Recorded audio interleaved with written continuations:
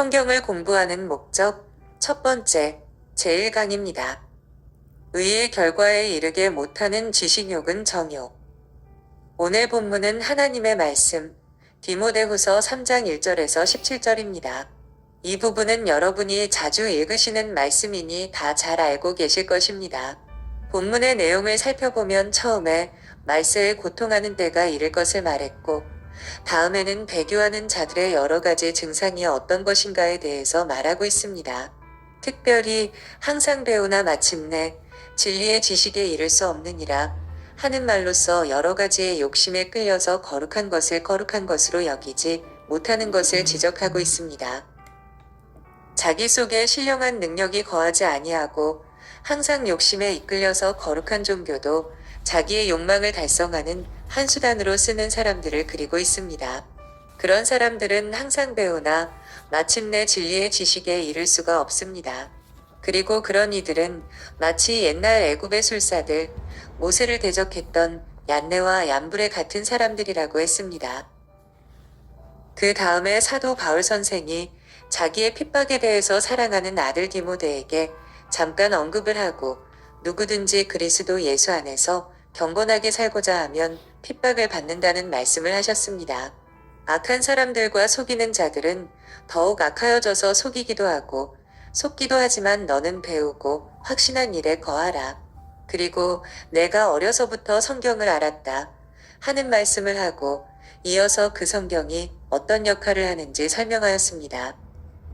첫째는 성경은 능히 너로 하여금 그리스도 예수 안에 있는 믿음으로 말미암아 구원에 이르는 지혜가 있게 하느니라. 성경은 구원에 이르는 지혜를 주는데 그 지혜는 예수 그리스도 안에 있는 믿음을 더 바로 가지게 하는 것이다 하는 말입니다. 전에는 잘 믿을 수 없던 일이든지 혹은 어떻게 생각해야 하는지 알지 못하던 것을 성경을 배워 바로 알고 깨달으면 그만큼 더 하나님을 의지하고 믿게 되는 것이고 그로 말미암아 하나님의 은혜가 풍성히 임하여 구원의 큰 사실이 더욱 풍요하게 나타나고 한 발짝이라도 더 완성의 경계 가운데 가까이 가게 되는 것입니다. 그 다음에 성경은 하나님의 감동으로 된 것이다. 영감된 책이다 하는 사실을 말합니다.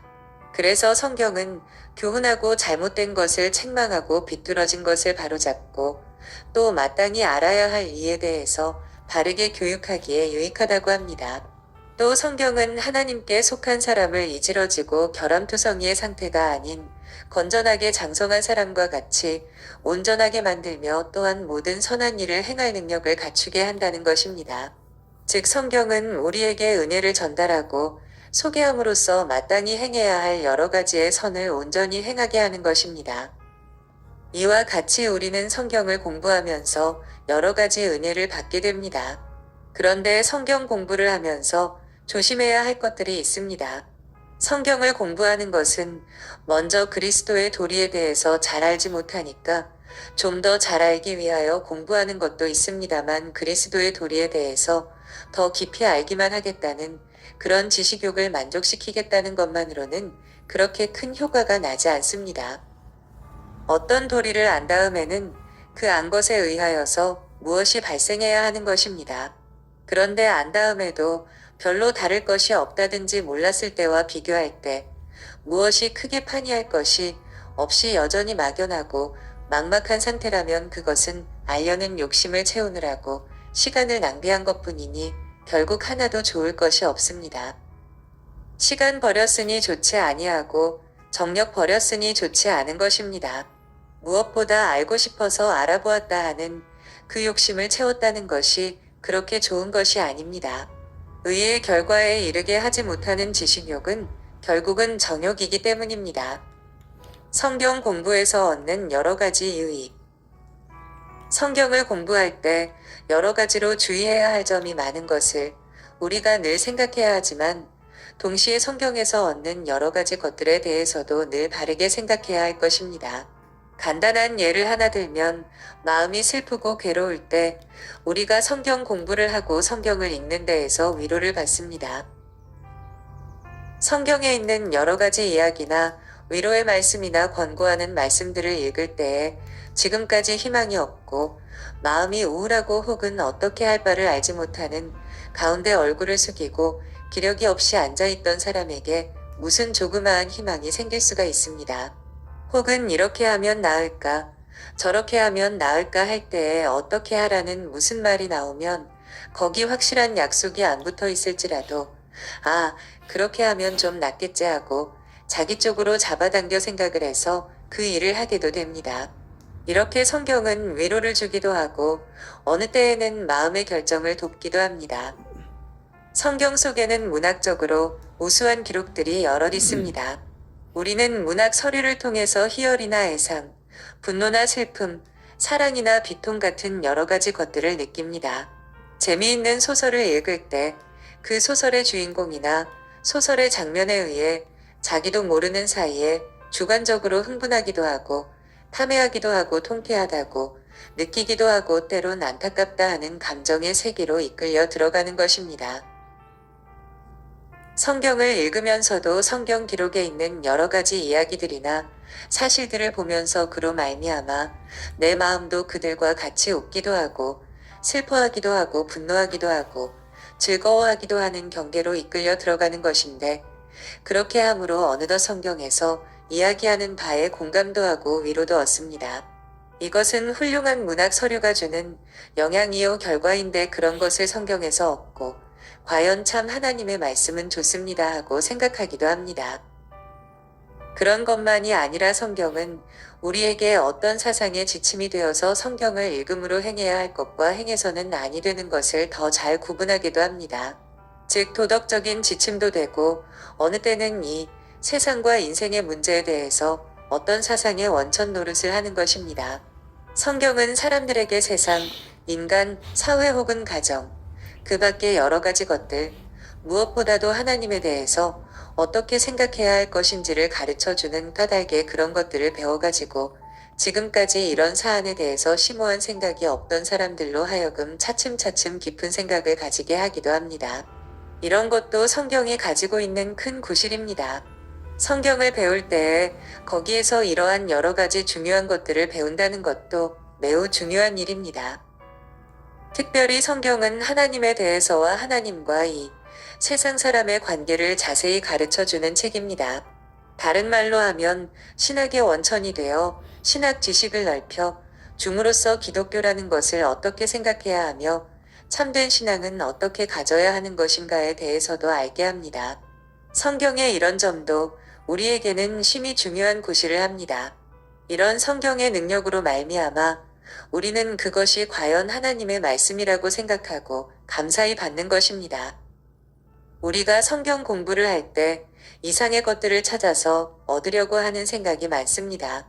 그러나 여기서 주의해야 할 것은 하나님의 말씀인 성경이 원래 이 땅의 사람들에게 있게 된 것은 과연 지금까지 말한 몇 가지의 효과 때문인가 하는 것입니다.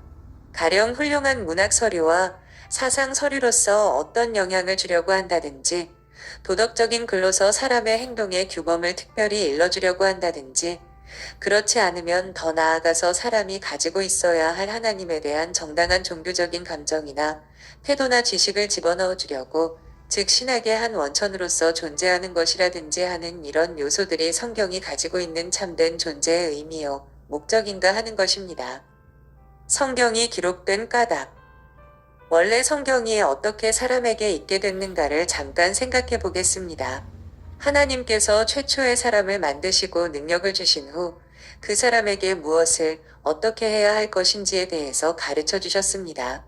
그렇게 가르쳐 주신 것이 최초의 계시입니다. 그 후에 사람은 하나님이 가르쳐 주신 대로 하지 못하고 오히려 하나님을 반역하였습니다. 그렇게 범죄하고 타락하여 사람의 심정은 어두워지고 부패와 오염 가운데서 하나님 앞에 바르게 살 여러 가지 능력을 상실하고 말았습니다. 그랬을지라도 하나님께서는 그러한 사람이 하나님 앞에서 어떻게 은혜를 받고 그리하여 세상에 보내신 바 자기의 본의를 어떻게 바로 이룰 것인가에 대하여 가르쳐 주셨습니다. 역대를 통해서 하나님께서는 사람들에게 말씀 계시를 내리시고 사람들은 그것을 받았는데 그것은 어느 한때의 사람들만 받고 만 것이 아니었습니다. 한 번 하신 하나님, 말씀의 거룩한 원칙은 후대 사람에게도 언제든지 적용되는 까닭에 그것을 기록해서 후대 사람들도 늘 보고 생각하고 바로 살아야 하겠다 하는 마음을 일으키도록 하신 것입니다. 성신의 가르침을 받은 거룩한 사람들이 있어서 그런 사람들을 쓰셔서 하나님이 내리신 말씀을 기록하도록 하신 것입니다. 그렇게 기록된 책을 후에 베끼고 다시 베끼고 해서 오늘날 성경의 모습으로 우리의 손에까지 내려왔습니다. 그런즉 성경은 하나님께서 사람들이 받아야 할 것을 내려주신 것으로서 이것이 있어야만 사람들은 하나님 앞에 바르게 살 수가 있는 것입니다. 즉 성경의 가르침을 통해 사람은 이 세상에 나온 보람이 있게 살 수 있는 여러 가지 것을 알게 된다는 말씀입니다.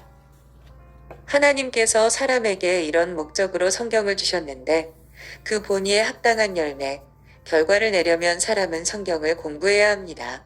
그런데 사람이 성경 공부를 해서 하나님께서 가르치시고자 하시는 말씀의 뜻을 배우고자 할 때 처음부터 하나님께서 나에게 이 성경을 내주신 본의가 무엇인가를 잘 깨닫고 바로 상고해서 그런 방향으로 나아가려고 해야 합니다.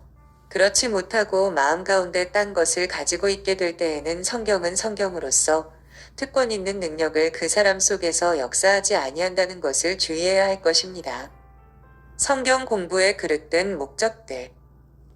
사람은 성경을 보는 가운데 부지불식간에 마치 재미있는 옛날 이야기를 읽는 것 같은 태도를 취할 수가 있습니다. 소설을 읽을 때는 읽는 재미가 있는 것인데 성경에 나오는 이야기의 주인공들과 함께 희로애락을 같이 하면서 거기서 얻는 감흥과 영향과 인상에 주로 마음을 기울여서 성경을 읽을 수도 있습니다.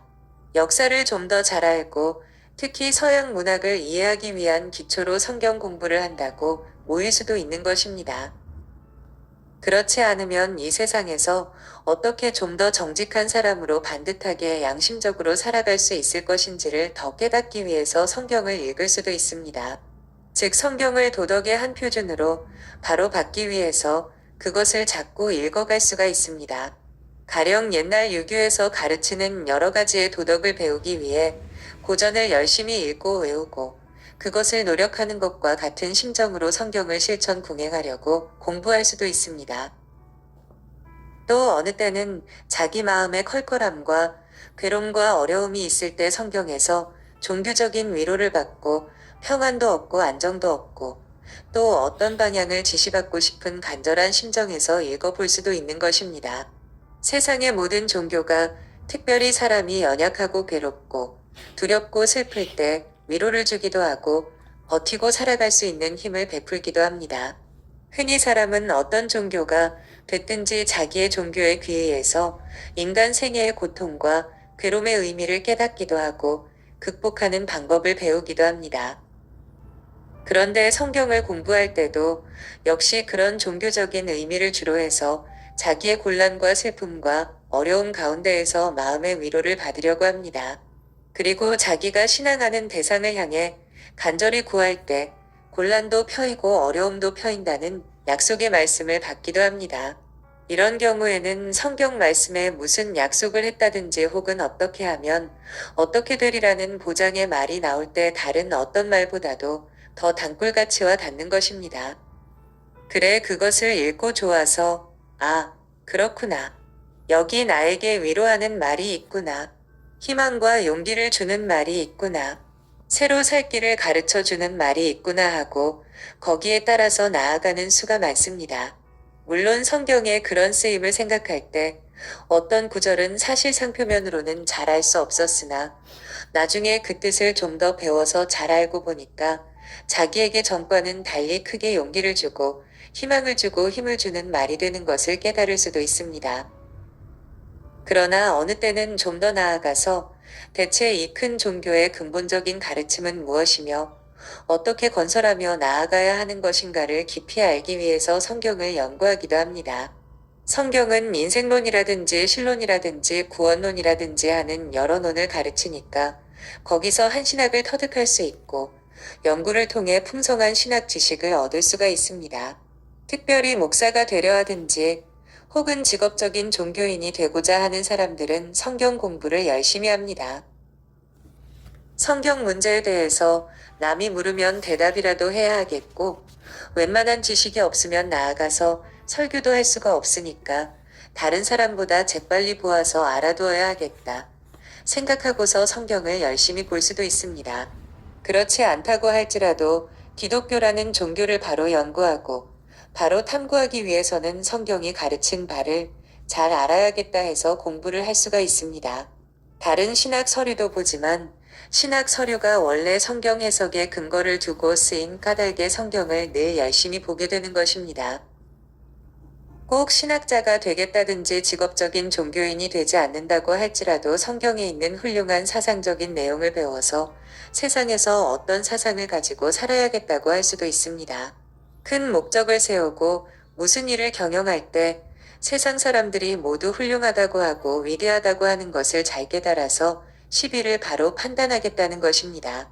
그러니까 지혜로운 사람, 깊은 생각이 있는 사람이 되기 위해서 혹은 인생의 가장 큰 의미를 바로 깨닫고 살기 위해서 성경이 가르친 바 여러 가지 사상의 원천들을 즐겁게 받아들이고 거기에 의해서 인간 세계를 바라보겠다는 것입니다.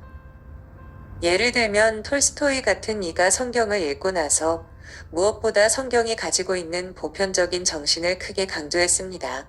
박애라든지 원수를 사랑하라든지 이웃을 자기 몸같이 사랑하라든지 남에게 대접을 받고자 하는 대로 남을 대접해야 한다든지 하는 이런 것들을 유난히 강조하였습니다. 결국은 그런 것들이 다 고귀한 사람이 되기 위해서 꼭 필요하다는 것을 성경에서 본 것입니다. 고귀한 사람들이 품는 거룩한 사상을 가지기 위해서 성경이 가르치는 바를 배우는 것이 중요한 일이라고 생각하였습니다. 이렇게 성경에 돈을 많이 갖다 준다고 하는 약속은 별로 없을지라도 그에게 지식, 지혜, 심오한 사상, 고결한 인격 등 훌륭한 정신적인 재산을 풍성하게 불려준다는 데 성경을 공부하는 의미가 있다고 생각하고 열심히 성경을 볼 수도 있는 것입니다. 이렇게 사람들이 성경을 여러 가지로 생각하고 보기는 봅니다만 우리가 성경을 배우거나 공부할 때 이미 지적한 여러 방면에 유리하고 유조하니까 배워보겠다고 한다면 다시금 자신의 공부 목적을 신중하게 살펴야 할 것입니다. 하나님께서 사람에게 성경을 주신 본인은 그런 데에 있지 아니한 것을 참으로 주의해야 합니다. 성경이 우리에게 요구하는 근본적인 태도. 그렇다면 성경 공부를 한다고 할 때 대체 무엇을 얻고자 하는 것인가를 바로 생각해야 합니다. 어떤 사람들은 성경에 나오는 여러 가지 이야기에서 자기는 비록 못나고 의롭지 못할지라도 거기에 이상적인 의인이 있어서 끝까지 의롭게 살면서 하나님을 잘 섬기는 것을 보고 위로를 받습니다. 그때 거기서 공감을 느끼고 또한 선망하는 심정을 경험합니다. 그런 문학적인 인상이나 영향으로 말미암은 마음의 기쁨과 위로를 얻으려고 성경을 공부하기도 합니다. 욥과 같이 인내하지는 못할지라도 욥의 이야기에서 인내의 사실들을 보면서 참으로 가상하고 훌륭한 일도 있다 하고 그런 일을 흠모하는 심정에서 다소 영향을 받습니다. 고대의 다윗과 같이 골리앗 앞에서 용기를 낼 만한 인물은 못 될지라도 다윗이 하나님만 믿고 가면이 골리앗 같은 거대한 장수 앞에 용기를 내고 대전을 하려고 달려나가는 모양을 그려볼 때 큰 용기와 위로를 얻습니다. 자기가 친히 그렇게 할 만한 능력은 없을지라도 그런 것을 좋아하고 원하는 마음 때문에 그 역사의 사실이 큰 힘이 되고 위로를 줍니다.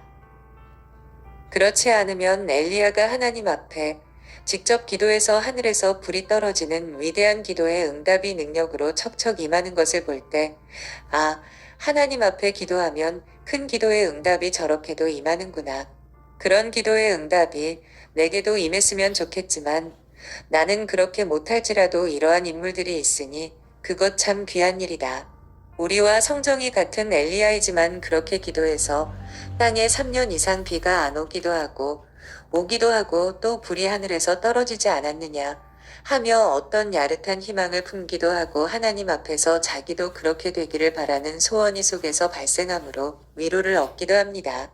비록 그런 소원이 이루어지는 경계까지 올라가지 못한다고 할지라도 그러한 훌륭한 인물들의 전기를 읽고 그들의 생활에서 나타나는 바 큰 영웅적인 행동 가운데서 자기도 쾌감을 느끼고 기쁨을 느낄 수가 있습니다. 이러한 것들이 주요한 동기가 돼서 성경을 공부하는 교우들도 있을 수 있습니다.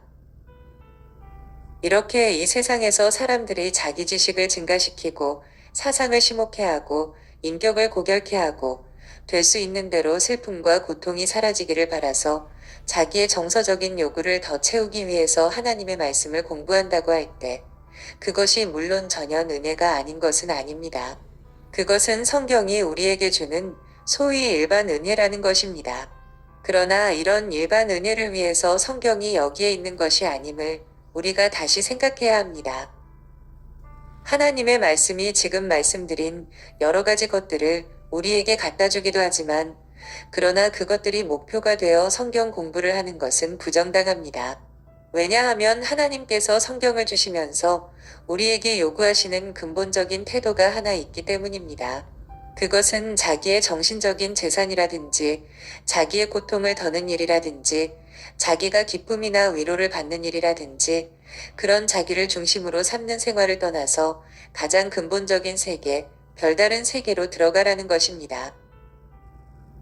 성경이 참으로 우리에게 요구하는 바, 하나님께서 우리에게 성경을 주시면서 요구하신 바는 내가 내 자신을 중심 삼아서 내 자신의 행복 증진과 내 자신의 향상이나 내 자신의 무엇을 늘 생각하는 그 세계에서 떠나서 나의 자식으로 거하는 세계로 들어와야겠다는 것입니다. 항상 자기가 주인이 되어 자기를 증가시키고 자기를 행복스럽게 하고 자기의 고통을 덜어야 하고 자기를 고귀하게 만들어야 하겠다는 그런 생각이 완전히 없어지는 경계로 들어가게 하기 위해서 하나님께서는 우리에게 말씀을 주셨습니다. 혹시 내가 지금까지라도 그렇게 잘못하고 있지 않은가를 반성하도록 하나님의 말씀은 요구하시는 것입니다. 은혜의 방도로서의 성경. 성경을 배운다면서 성경으로 말미암아 자기가 없어지는 대신 자기가 더 살아나서 더욱 자기가 높아지고 행복스럽게 되고 현저하게 되기를 바라는 상태라면 그것은 성경을 준 본의와는 전혀 반대 방향으로 어그러져 나가는 것입니다. 우리가 성경을 읽고 배울 때 성경이 주는 바 참된 은혜를 받지 못한다면 그 사람은 다른 데에서 다시 바로잡을 길이 없는 가장 위험한 위치에 서 있는 것임을 심각하게 생각해야 합니다. 하나님의 말씀에도 귀를 기울이지 못하고 자기의 욕심을 전제로 해서 모든 것을 섭취하려고 한다면 그 사람이 다른 무엇으로 고쳐져서 바로 살겠습니까? 성경은 사람이 바로 되고 하나님과 바른 관계를 맺게 하기 위한 유일한 하나님의 수단입니다. 그것은 하나님의 도구, 즉 은혜의 방도인 까닭의 이 방도를 떠나서 다른 방법으로는 그 사람이 바로잡아지지 아니하는 것입니다. 성경으로 그가 바로잡아지지 않는데 그가 교회에 들어가서 생활을 한다고 교회가 그를 바로잡는 것은 아닙니다. 교회가 은혜의 방도 노릇을 그토록 철저하게 하지 않는 것입니다. 교회가 은혜의 방도라는 것은 가톨릭적 생각입니다. 하나님께서 우리에게 주신 것은 성경 말씀과 그 말씀을 눈으로 볼 수 있는 형식으로 주신 성례전입니다. 그것만이 객관적으로 가장 명확한 은혜의 방도입니다. 혹은 사람이 혼자 앉아서 반성을 한다든지 스스로 회개를 한다든지 기도를 한다든지 해서 바로잡혀질 수 있다고 생각하기도 하지만 그것은 틀린 이야기입니다. 사람이 하나님 앞에 무엇을 구한다 하더라도 하나님의 마음을 알고 하나님에 대한 바른 생각을 가지고 바른 위치에 서서 기도해야 하는 것입니다. 자기 위치를 바로 인정할 뿐 아니라 하나님께 무슨 이야기를 해야 할 것인지도 알아야 합니다. 또 자기가 하나님께 무슨 이야기를 하는 그것보다는 하나님께서 나에게 하시는 말씀을 듣는 것이 더 중요한 일입니다.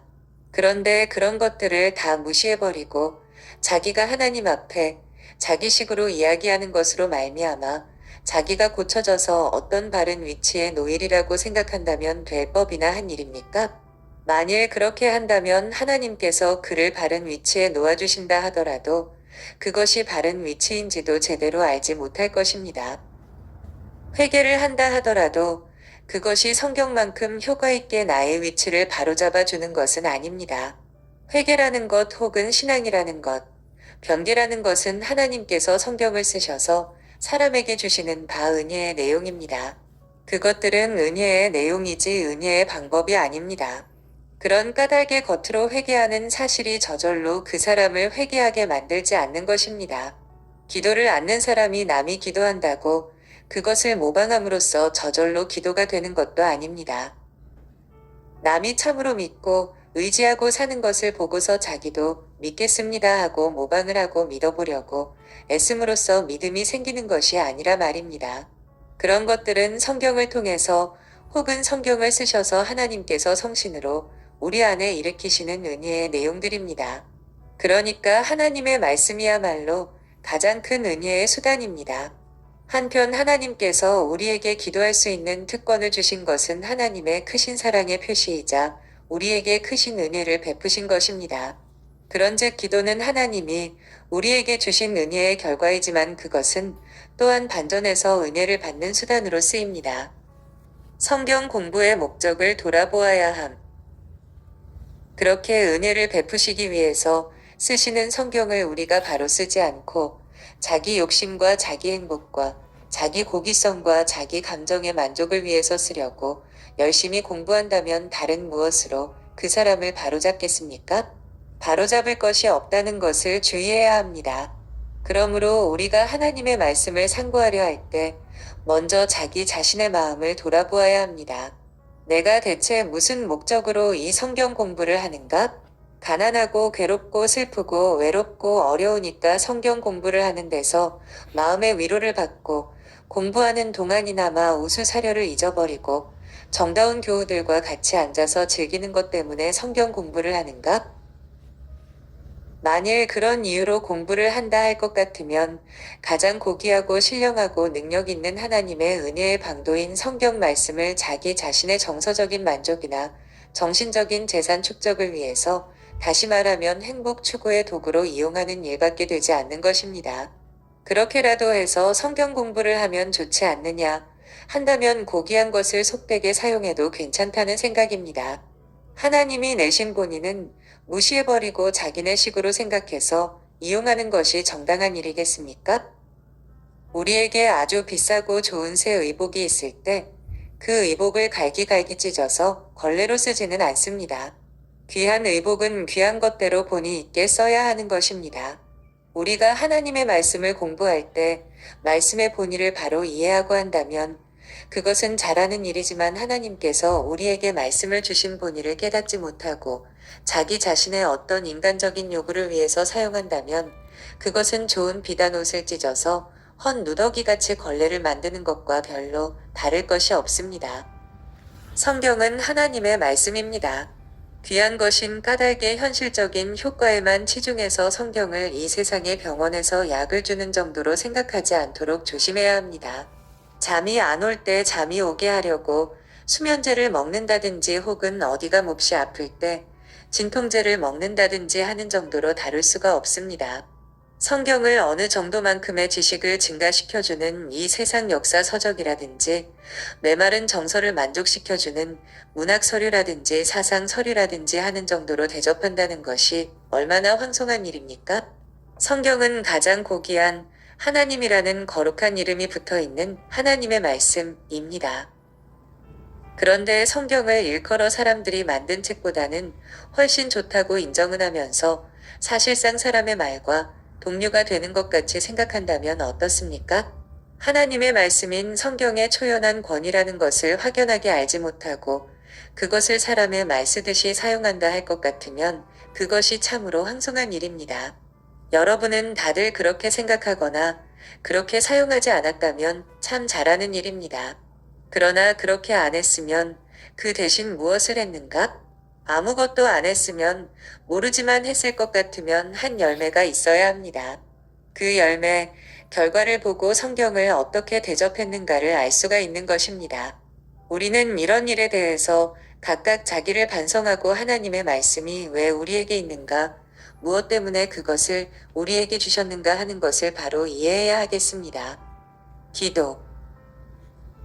거룩하신 아버지, 아버님께서는 하늘에서 직접 말씀하신 때도 있고 혹은 친히 그 모양을 나타내 보이시사 옛날의 성도들을 가르쳐 주신 때도 있었사옵니다만 오늘날은 아버지께서 그 거룩한 말씀을 사람이 다시 보고 기억하고 깨달을 수 있도록 서책으로 우리에게 남겨놓으셨사옵나이다. 하나님께서는 항상 이 서책으로 친히 공중에서 말씀하시는 것과 같이 우리에게 말씀하시고 가르치시며 인도하시는데 우리에게 하시는 그 말씀이 세상에 유력한 사람이나 세상에 어떤 능력 있고 효과 있는 과학적인 산물이 나타내는 효과와 비슷한 것으로 여기고 그런 효과를 바라서 오용하든지 비천하게 쓰는 것이 하나님 앞에 참으로 죄송스러운 일이로소이다. 주님, 아버님이 우리에게 말씀하실 때 그것은 하늘의 아버님께서 하시는 말씀인 까닭에 너무나도 어마어마하고 높고 고귀하여서 무엇이라고 말씀드릴 수 없는 하나님의 말씀이 되는 것이옵니다. 그런데도 불구하고 하나님의 말씀을 생각할 때 세력 있는 사람이 줄만한 무슨 현실적인 효과만을 바라든지 세상의 현인이 한 이야기에서 얻으려고 하는 여러 가지 내용을 구한다고 할 것 같으면 그런 것을 구하기 위해서 성경 공부를 한다고 모인다면 그것이 얼마나 죄송스러운 일인지 알 수 없사옵니다. 더구나 하나님의 거룩한 말씀은 그것이 왜 세상에 존재하면서 사람에게 주어지는가에 대해서 가르치는데도 불구하고 그것을 깨닫지 못하고 항상 자기 자신의 부족한 것과 결핍과 클클함과 슬픔과 괴로움을 없이 하고 그것을 메워보고자 말씀에서 무엇을 찾는다면 그것은 말씀의 큰 능력과 본의에서 멀리 벗어나는 일이로소이다.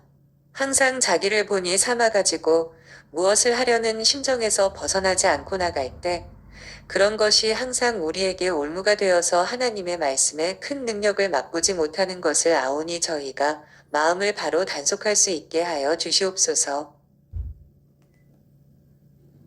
주님, 주께서 우리에게 즐거움을 주시든지 기쁨을 주시든지 혹은 노력할 일을 주시든지 알지 못해서 항상 괴로워하면서 탐구하게 하시든지 그것은 주님께서 우리에게 원하시는 대로 그때그때 행하시는 일이지만 우리의 목표는 항상 확실히 서 있어서 정당한 태도를 취하고 하나님의 말씀을 대하게 하여 주시옵소서. 우리 마음 가운데 자기를 중심 삼은 편견이나 선입관이나 그릇된 동기로 말씀을 받거나 자기의 선입관 하에서 그것을 해석하여 이용하려고 하는 잘못에 빠지지 않게 하시고 말씀 자체가 우리에게 평명하게 가르치고 요구하는 바가 무엇인지를 공정하고 순결한 마음으로 바로 받아들여서 아버님께서 그 말씀을 쓰셔서 우리에게 전하시는 바를 분명히 깨닫게 합소서. 구주 예수님 이름으로 기도하옵나이다. 아멘. 1971년 5월 23일 주일 오전 예배.